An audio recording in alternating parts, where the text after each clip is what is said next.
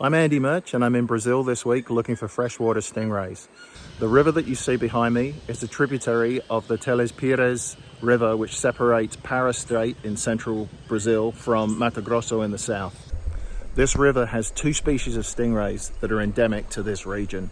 They're rarely seen anywhere other than here, and this is one of the few spots where there's clear enough water to look for these rays underwater. So I've chartered a boat, and for the last few days I've been cruising up and down the river looking for spots where I can see these rays, and I've actually managed to find quite a few of them.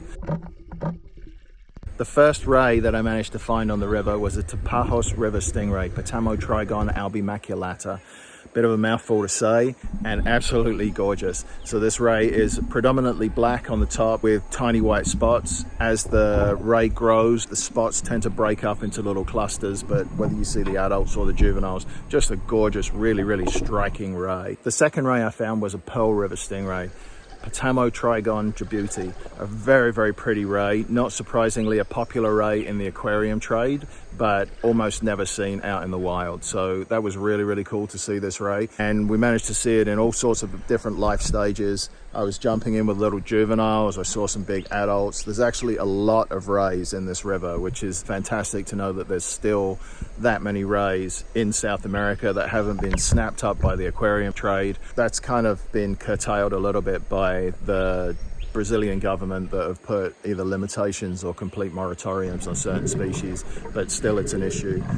Illegal hunting for them is a big problem.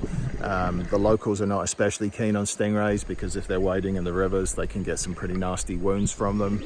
And actually, speaking of wounds, the river itself is not without its perils. So the stingrays are probably the least of your concern here. There are some big black caimans around, not in this particular spot, so the locals tell me, but you never know. But the one thing that I did come across quite a bit, which was kind of terrifying, was these freshwater electric eels.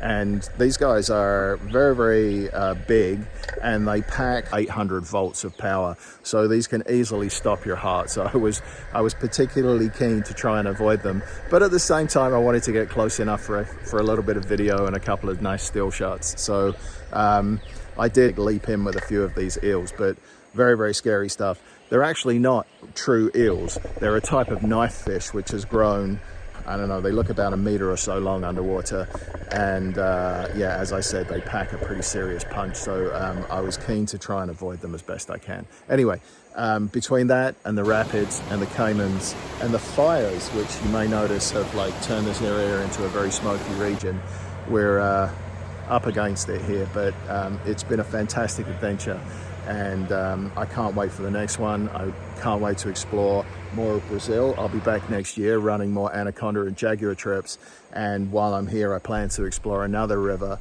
and try and find some more endemic freshwater rays that no one else has photographs or video of. So this is the adventure, and I can't wait to carry on.